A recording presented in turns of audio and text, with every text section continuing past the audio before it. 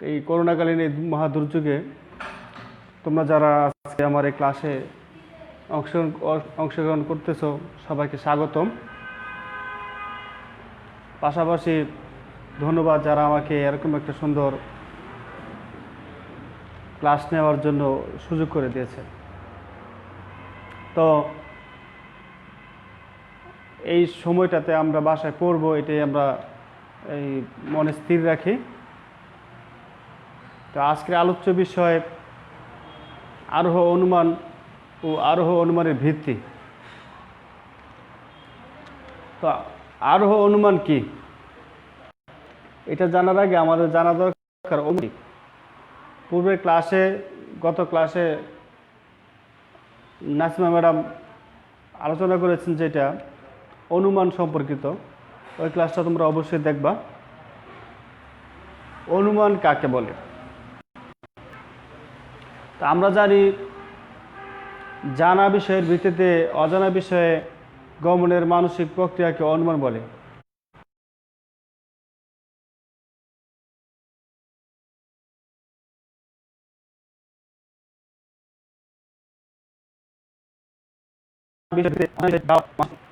ঘুম থেকে উঠা আমরা যদি দেখি, রাতে সকালে ঘুম থেকে উঠা যদি দেখি বাড়ির আঙিনা ভিজা, গাছপালা উঠান সব কিছু ভিজা, তাহলে আমরা কি মনে করি যে রাত্রে বৃষ্টি হয়েছে।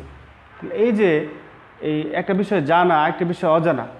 আমি দেখলাম আমার জানাটা কি, এই যে বাড়ির আঙিনা ভিজা, আশপাশ ভিজা যে বিষয়টা, সেটা হচ্ছে আমার জানা। আর অজানা কি, আমি যে এই যে রাতে বৃষ্টি হচ্ছে এই বিষয়টা আমার দেখা না। ঠিক আছে, তাইলে একটা বিষয় ছিল জানা, একটা বিষয় অজানা। তাহলে জানা বিষয়ের ভিত্তিতে অজানা বিষয়ে জানার মানসিক প্রক্রিয়াকে অনুমান বলে। এই অনুমান দুই প্রকার, অবরোহ, আরোহ। অনুমান প্রধানত দুই প্রকার, অবরোহ অনুমান, একটা হচ্ছে আরোহ অনুমান। তাহলে অবরোহ অনুমান কি, আরোহ অনুমান কি? তা আজকে আমরা আলোচ্য বিষয় আরোহ অনুমান কি।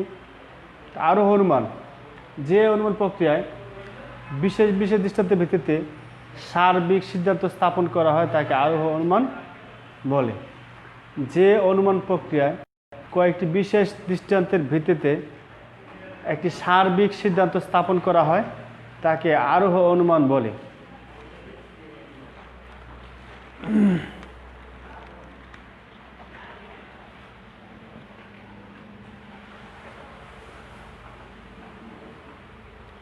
যেমন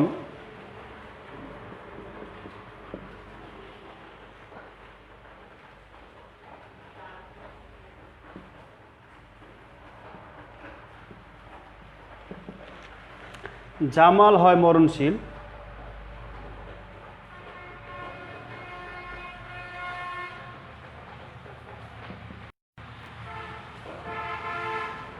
কামাল হয় মরণশীল,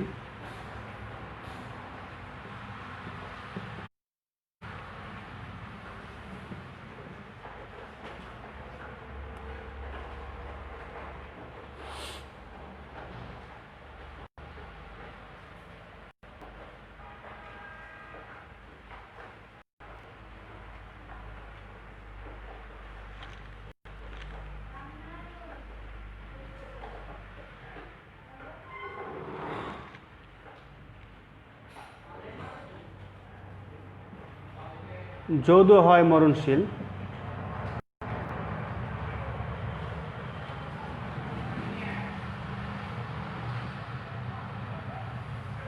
মধু হয় মরণশীল,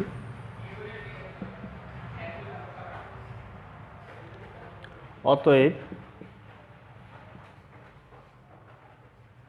সকল মানুষ হয়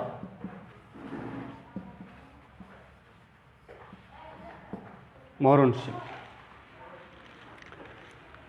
জাম হয় মরণশীল, কামাল হয় মরণশীল, যদু হয় মরণশীল, মধু হয় মরণশীল, অতএব সকল মানুষ হয় মরণশীল। এই যে জামাল, কামাল, যদু, মধু প্রত্যেকটি বিশেষ বিশেষ দৃষ্টান্ত, প্রত্যেকটি বিশেষ বিশেষ দৃষ্টান্ত। তাহলে এই যে বিশেষ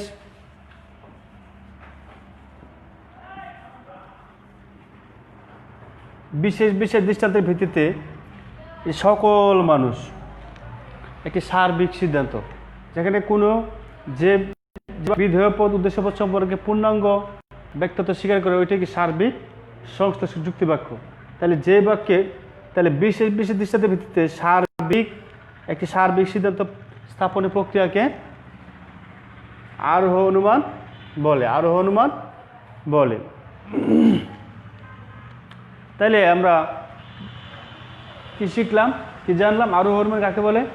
কয়েকটি বিশেষ বিশেষ দৃষ্টান্তের ভিত্তিতে একটি সার্বিক সিদ্ধান্ত স্থাপনের প্রক্রিয়াকে আরোহ অনুমান বলে। কয়েকটি বিশেষ বিশেষ দৃষ্টান্তের ভিত্তিতে একটি সার্বিক সিদ্ধান্ত স্থাপনের প্রক্রিয়াকে আরোহ অনুমান বলে।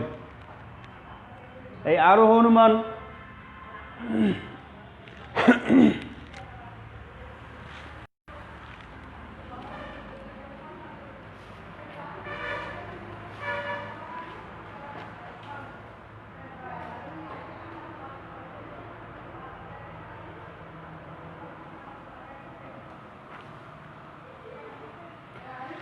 আলোচ্য বিষয়ে এখন আলোচনা করবো আরোহ অনুমানের বৈশিষ্ট্য। তাহলে আরোহ অনুমানের কয়েকটি বৈশিষ্ট্য আমরা আলোচনা করি।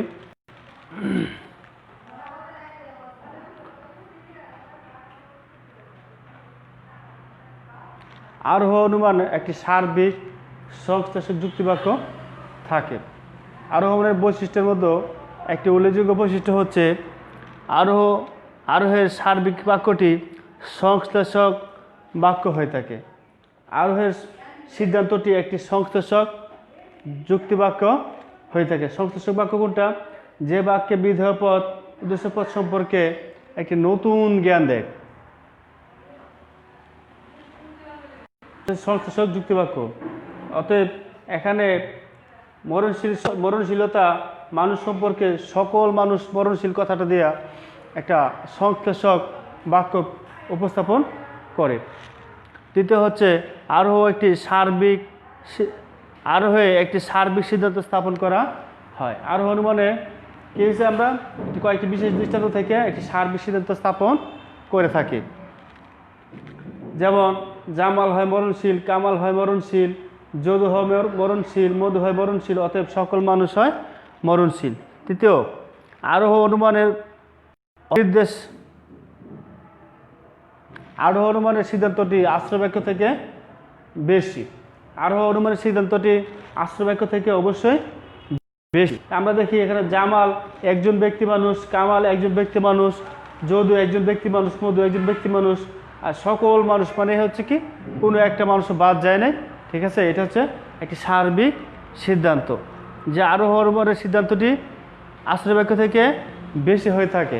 তাহলে এখানে সকল মানুষ দ্বারা কি এই কয়েকটাই বোঝায় না, এছাড়াও যত মানুষ আছে পৃথিবীতে সকল মানুষকে নির্দেশ করে।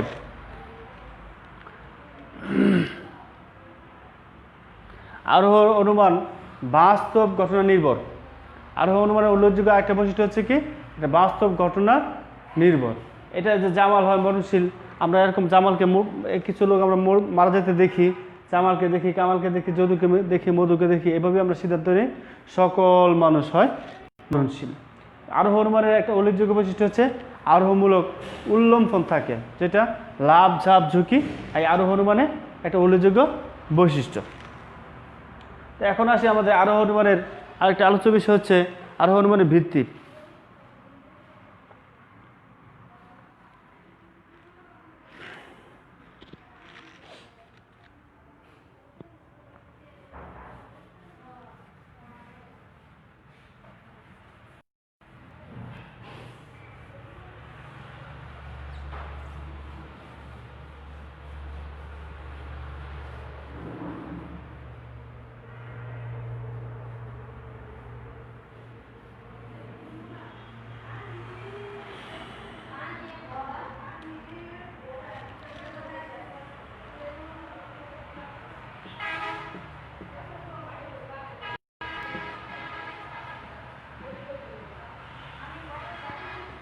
আরোহ অনুমান কয় প্রকার?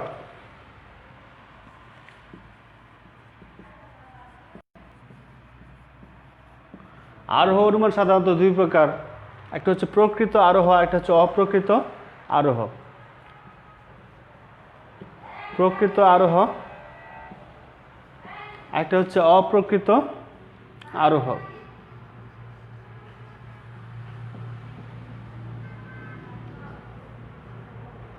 প্রকৃত আরোহ আবার 3 প্রকার।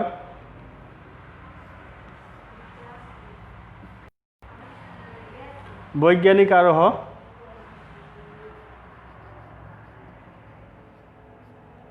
অবৈজ্ঞানিক আরোহ,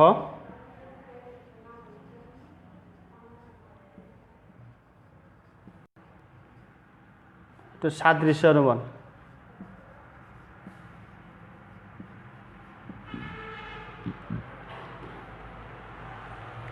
অপ্রকৃত আরোহ আবার 3 প্রকার।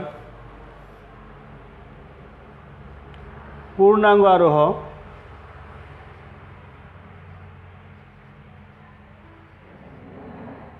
যুক্তিসাম্যমূলক আরোহ,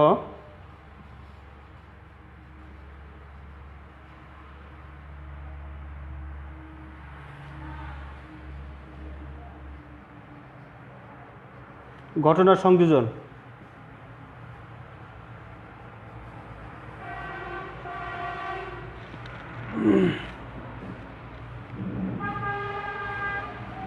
তাহলে আরোহ সাধারণত 2 প্রকার, বলতে 2 প্রকার। কি? প্রকৃত আরোহ, অপ্রকৃত আরোহ। প্রকৃত আরোহ 3 প্রকার: বৈজ্ঞানিক আরোহ, অবৈজ্ঞানিক আরোহ, সাদৃশ্য অনুমান। সাদৃশ্য অনুমান আবার 2 প্রকার: সাধু অসাধু। অপ্রকৃত আরোহ 3 প্রকার: পূর্ণাঙ্গ আরোহ, যুক্তিসাম্যমূলক আরোহ, ঘটনা সংযোজন। এখন আসে আলোচ্য বিষয় আরোহ অনুমানের ভিত্তি। আরোহ অনুমানের ভিত্তি কি?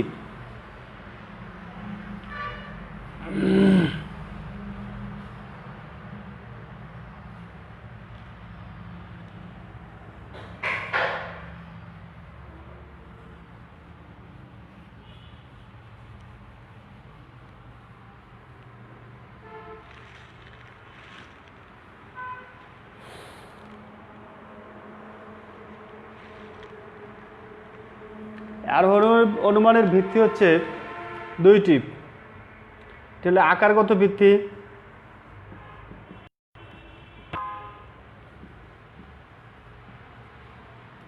আরেকটি হচ্ছে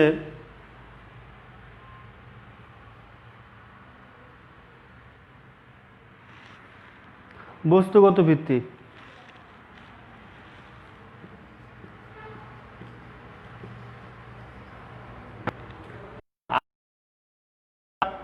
আকারগত, একটা হচ্ছে বস্তুগত। আকারগত ভিত্তি, বস্তুগত ভিত্তি। এই আকারগত ভিত্তি আবার 2 প্রকার।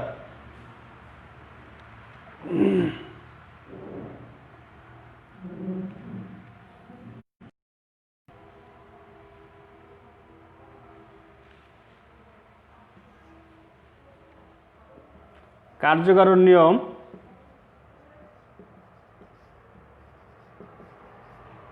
একটা হচ্ছে প্রকৃতির নিয়ম মানবর্তিতা নীতি।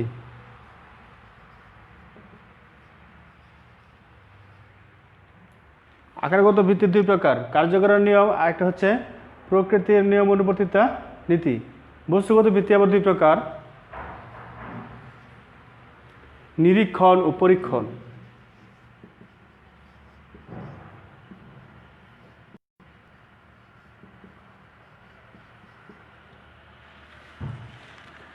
তাহলে আমরা শিখলাম কি? আরোহ অনুমানের ভিত্তি 2 প্রকার: একটা আকারগত ভিত্তি, একটা হচ্ছে বস্তুগত ভিত্তি। আকারগত ভিত্তি আবার 2 প্রকার: একটা হচ্ছে কার্যকারণ নিয়ম, প্রকৃতির নিয়ম অনুবর্তিত নীতি। আর বস্তুগত ভিত্তি আবার 2 প্রকার: এটা হচ্ছে নিরীক্ষণ, একটা হচ্ছে পরীক্ষণ। তাহলে আকারগত ভিত্তি কি এখন আলোচনা করি।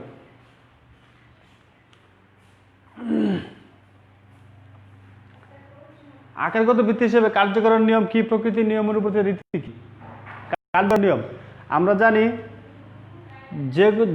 যে কোনো ঘটনাই ঘটে এই জগতে সব কিছুরই অবশ্যই একটা কারণ আছে। 2টি ঘটনা যখন পাশাপাশি ঘটে, যেমন জল পড়ে পাতা নড়ে, ঠিক আছে? এই যে পাতা নড়া, এই কাজটির কারণ হচ্ছে জল পড়া। জল পড়লেই পাতা নড়ে। তাহলে এটা হচ্ছে কার্যকারণ নিয়ম। এই জগতে যত কাজ আছে, যাই কিছু ঘটে, পিছনে অবশ্যই কোনো না কোনো কারণ আছে। কোনো কারণ ছাড়া কোনো কার্যই ঘটে না। কারণ ছাড়া কোনো কার্যই ঘটে না। অতএব কার্যকারণ নিয়ম এই আরোহের অন্যতম একটি ভিত্তি। দ্বিতীয় হচ্ছে প্রকৃতির নিয়ম অনুবর্তিতা নীতি। প্রকৃতির নিয়ম কি? যে এই যে মানুষ সব মানুষই মারা যায়, এটা একটা প্রকৃতির নিয়ম। ঠিক আছে, এই যে বিভিন্ন দুর্যোগ টুর্যোগ যাই দেখি না, প্রকৃতির নিয়মেই মানুষ মারা যায়। যেমন করিম হয় মরণশীল, এই বলছিলাম যে জামাল হয় মরণশীল, কামাল হয় মরণশীল, যদু হয় মরণশীল, মধু হয় মরণশীল। এই যে মরণশীল কথাটা, এরা সবাই তো মারা যায়। মানুষ জন্মগতভাবেই সে মৃত্যু বীজ সে নিয়ে আসে আগে। তাইলে এই যে কার্যকরণ নিয়ম, ঠিক আছে, এখানে প্রকৃতির নিয়ম অনুবর্তিতা নীতি, প্রকৃতির নিয়মেই মানুষ মারা যায়। এরকম কোনো লোক আমরা দেখি না আমাদের আশেপাশে যার বয়স 100 বছর, 150 বছর, 200 বছর, 300 বছর, এরকম মানুষ আমরা দেখি না কিন্তু সচরাচর। তাইলে এরপরেও কিন্তু মানুষ মারা যায়। তাহলে এইটা কি প্রকৃতির নিয়ম? যে জীব জন্মায় তার ধ্বংস কি, তার মৃত্যু কি অবশ্যই আছে। এই প্রকৃতির নিয়ম।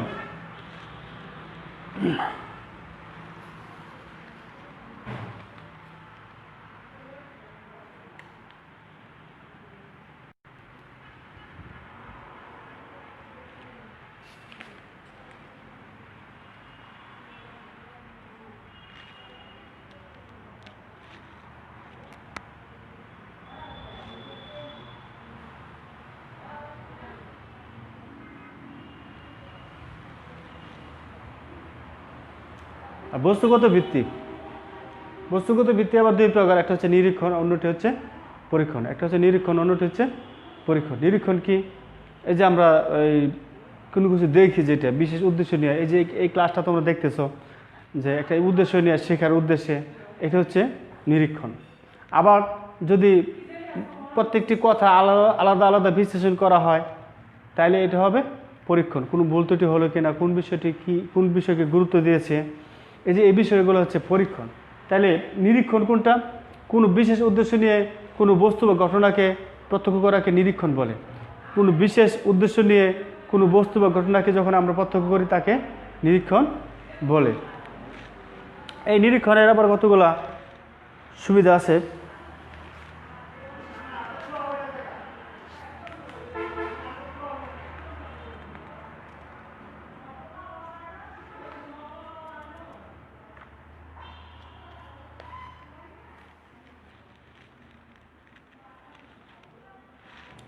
যেমন নিরীক্ষণ হচ্ছে একটা পরিকল্পিত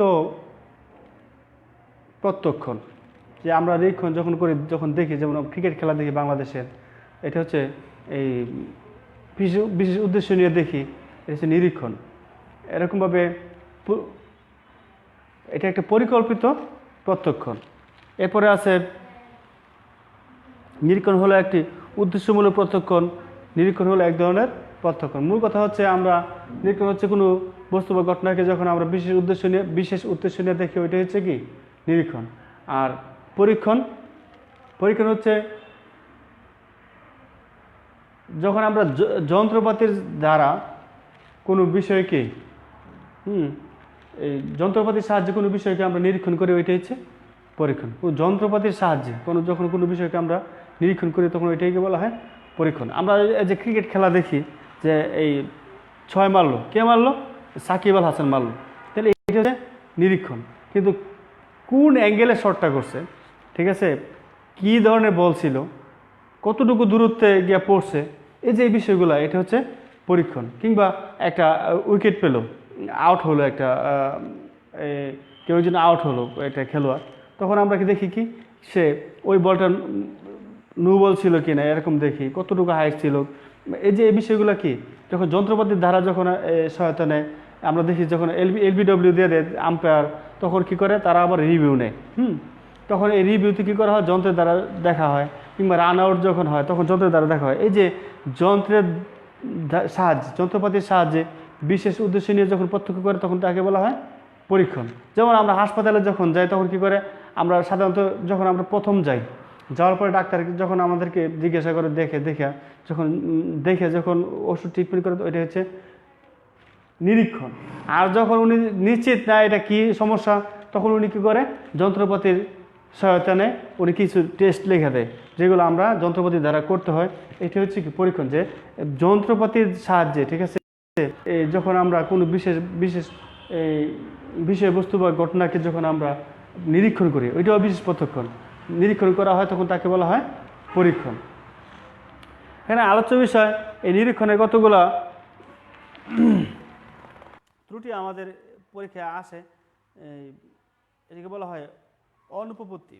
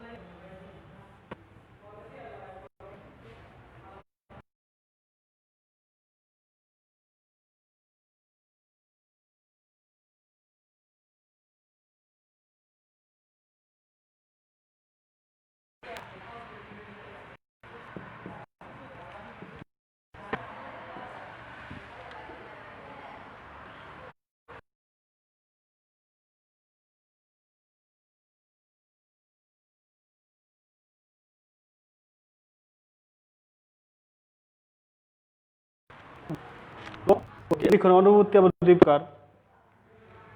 একটা হচ্ছে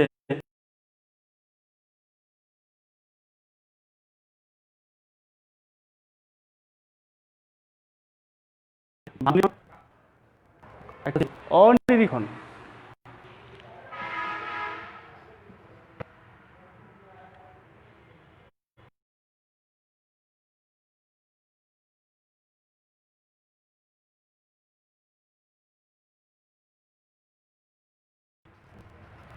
নিরীক্ষণ আবার দুই প্রকার। ব্যক্তিগত ভ্রান্ত নিরীক্ষণ,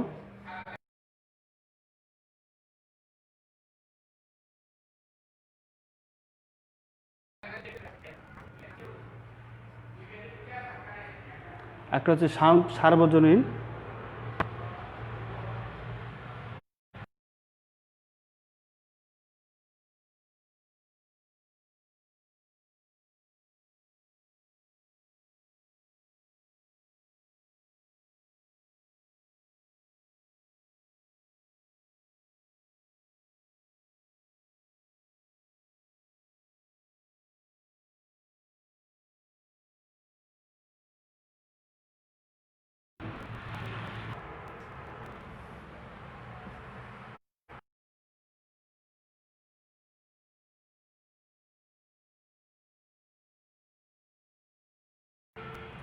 প্রয়োজনীয় নিরীক্ষণ,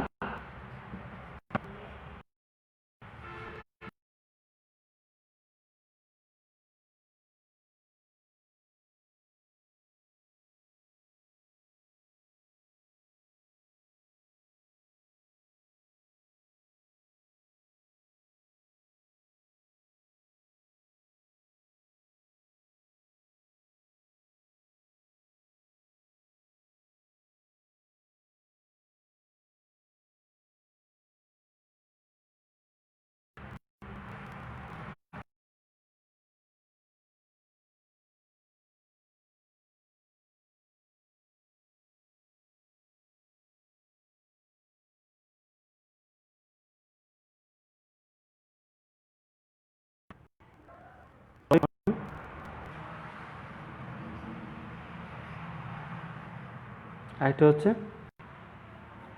দৃষ্টান্তের অনিরীক্ষণ, প্রাসঙ্গিক দৃষ্টান্তের অনিরীক্ষণ। এটা ভাবে আমরা প্রয়োজনীয়তে প্রাসঙ্গিক দিতে পারি।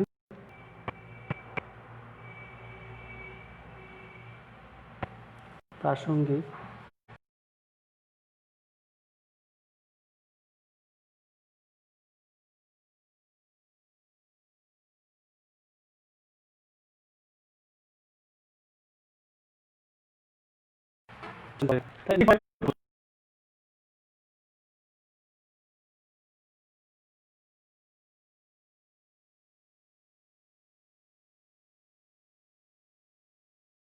তোমার হচ্ছে নিরীক্ষণ যদি আমরা দেখা ধরি তাহলে কি ভুল দেখা।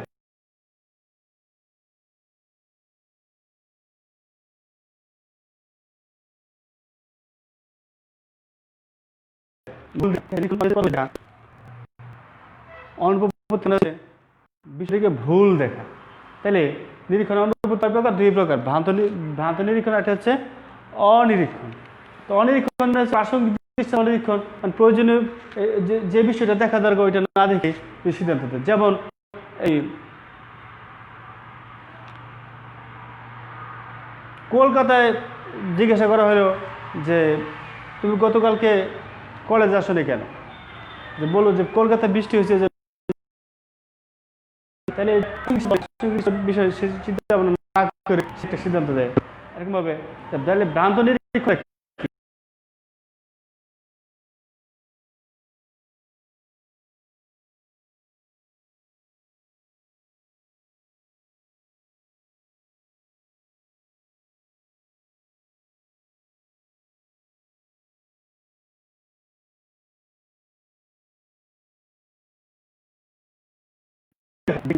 নিরীক্ষণ। যেমন আমরা এই রাতের বেলায় যখন আমরা কোনো একটা রশিকে দেখি তখন সাপ মনে হয়, হ্যাঁ, রশিকে দেখে সাপ মনে হয়। একটা কলা গাছকে যখন আমরা হেলে দেখতে দেখি, যেমন আমরা মনে করি ভূত দেখতে পাইছি, ঠিক আছে। এরকমভাবে এই যে আমরা ব্যক্তি যখন ভুল দেখি এটাকে বলা হয় ব্যক্তিগত ভ্রান্ত নিরীক্ষণ। এরকমভাবে আমরা রাস্তা চলতে চলতে দেখি এরকমভাবে, যেমন এইরকম এই অমুক সাহেব, ঠিক আছে, অমুকজন আমাদের প্রিয় মানুষকে আমরা দেখি রাস্তায়, তখন যখন আমরা এর কাছে যাই তখন আমরা দেখতে পারি যে আসলে তো এই লোকটাই ও না, অন্য কেউ। তাইলে এই যে আমি ব্যক্তি যখন একটা জিনিসকে ভুল দেখি ওইটা হচ্ছে ব্যক্তি নিরীক্ষণ, আর সবাই যখন একটা জিনিসকে ভুল দেখে ওইটাকে বলা হয় সার্বজনীন ভ্রান্ত নিরীক্ষণ। যেমন সূর্য পূর্ব দিকে উদিত হয়, হ্যাঁ, সূর্য পূর্ব দিকে উদিত হয়, এটা সবাই যেটা দেখে। তাহলে আমরা জানি কি মানে সূর্য পৃথিবীর চারদিকে ঘুরে না পৃথিবী সূর্যের চারদিকে ঘুরে? তা আমরা জানি বিজ্ঞান কি বলে, পৃথিবী সূর্যের চারদিকে ঘুরে, কিন্তু আমরা দেখি কি সূর্যই চারদিকে ঘুরতেছে। এই যে আমরা সবাই মিলে যে ভুলটা দেখি এটাকে বলা হয় সার্বজনীন ভ্রান্ত নিরীক্ষণ। সবাই যখন কোনো জিনিসকে ভুল দেখি এটাকে বলা হয় সার্বজনীন ভ্রান্ত নিরীক্ষণ। তাহলে কি ভ্রান্ত নিরীক্ষণ দুই প্রকার, কি ব্যক্তিগত ভ্রান্ত, একটা হচ্ছে সার্বজনীন ভ্রান্ত নিরীক্ষণ। অনিরীক্ষণ প্রাসঙ্গিক দৃষ্টান্ত অনিরীক্ষণ, প্রয়োজনীয় বিষয়কে যখন আমরা আলোচনায় নিয়ে না আসি তখন এটাকে বলে প্রাসঙ্গিক দৃষ্টান্তের অনিরীক্ষণ। একটা হচ্ছে প্রয়োজনীয় পারিপার্শ্বিক বিষয়ের অনিরীক্ষণ।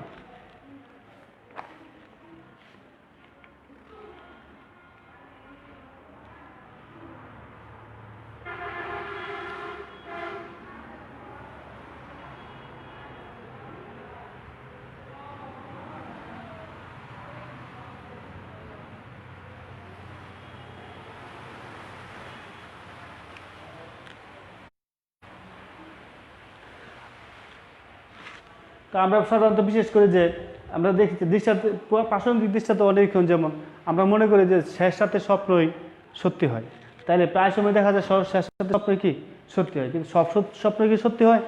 তাহলে এই যে একটা প্রাসঙ্গিক দৃষ্টান্ত, এটা অনিরীক্ষণ না দেখে একটা সিদ্ধান্ত নেওয়া, হ্যাঁ, যে আসলে এটা বাস্তবের সাথে কোনো রকম না মিলেই একটা সিদ্ধান্ত নেওয়া।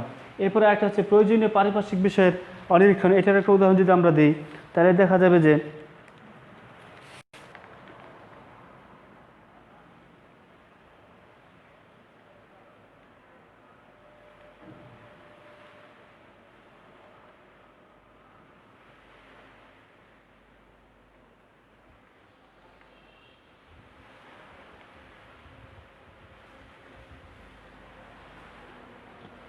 কোনো একটা এলাকায় যদি কোনো আইন শৃঙ্খলা বাহিনী যখন অপরাধীদের ধরে তখন দেখা যায় ধরতে গেলে দেখা গেল যে অপরাপর আরও অনেক লোক ধরা পেল, এরকমভাবে অনেক লোক অপরাধের পরিমাণ বেড়ে গেল। তাহলে আসলে তাহলে সিদ্ধান্ত নিলাম যে ঠিক আছে, পুলিশের এই যে পুলিশ বিভাগ কোনো অপরাধ দমন করতে গেলে এই অপরাধের পরিমাণ বেড়ে যায়। এই যে একটা এই সিদ্ধান্ত নেওয়া, এই যে প্রয়োজনীয় পারস্পরিক বিষয়ের অনিরীক্ষণ করে আমরা সিদ্ধান্ত দিলাম, আসলে এই বাড়তেছে এবং অপরাধের পরিমাণ বাড়তেছে, ওইটার দিকে আমরা লক্ষ্য করে যদি বলি পুলিশ ধরে বিদায় পরিমাণ এই অপরাধের পরিমাণ বাড়ে, ঠিক আছে, এটা হচ্ছে কি প্রয়োজনীয় পারিপার্শ্বিক বিষয়ের অনিরীক্ষণ। তো এই আমরা আজকে যে বিষয়টা আলোচনা করলাম এটা আমরা বাসায় দেখব, কারণ এখান থেকে পরীক্ষায় প্রায় এইগুলো আসে, এই আশাগুলো আসে যে অনিরীক্ষণ, দৃষ্টান্ত অনিরীক্ষণ, প্রয়োজনীয় বিষয় অনিরীক্ষণ, ভ্রান্ত নিরীক্ষণ, ব্যক্তিগত ভ্রান্ত নিরীক্ষণ, সার্বজনীন ভ্রান্ত নিরীক্ষণ, বিশেষ করে ব্যক্তিগত বা সার্বজনীন ভ্রান্ত নিরীক্ষণের প্রায় পরীক্ষা আসতেছে। তো তোমরা দেখবা। পাশাপাশি আগামী ক্লাসে যে এই কারণ বহু কারণ, এই কার্যকারণ বিষয়ের এখানে কিছু বিষয় বাদ রয়েছে, বহু কারণ বাদ সহ এগুলো একটু আলোচনা করব আমরা, ঠিক আছে, এবং কার্যকারণ নিয়ে আরেকটু আলোচনা করব। তো আজকে এ পর্যন্ত, ভালো থাকো সবাই, এবং যে কোনো আমার ক্লাস সম্পর্কে যে কোনো কমেন্ট তোমরা জানাবা, প্রয়োজনে আমার নাম্বারে ফোন দেবা। আমার নাম্বারটা তোমাদের আমি যতটুকু জানি জানা আছে, এরপরে আমি প্রয়োজনে দিয়ে দিই 01911809112। প্রয়োজনে এই নাম্বারে কল দিয়ে আরও ডিটেলস জানবা। আমি আজ তোমাদের যে কোনো সহযোগিতা, আমি এই লেখাপড়া সংক্রান্ত যে কোনো সহযোগিতা আমি সবসময় আছি এবং থাকবো। তো সর্বোপরি সবাইকে ধন্যবাদ ও কৃতজ্ঞতা জানিয়ে এতটুকু ধৈর্য সহকারে আমার ক্লাসটা উপভোগ করার জন্য সবাইকে ধন্যবাদ। এবং আজকের এই যারাই এই ক্লাস দেখেছেন এবং পরবর্তীতে দেখবেন, সবাইকে ধন্যবাদ জানিয়ে আজকের মতো ক্লাস এখানে শেষ করছি। আল্লাহ হাফেজ।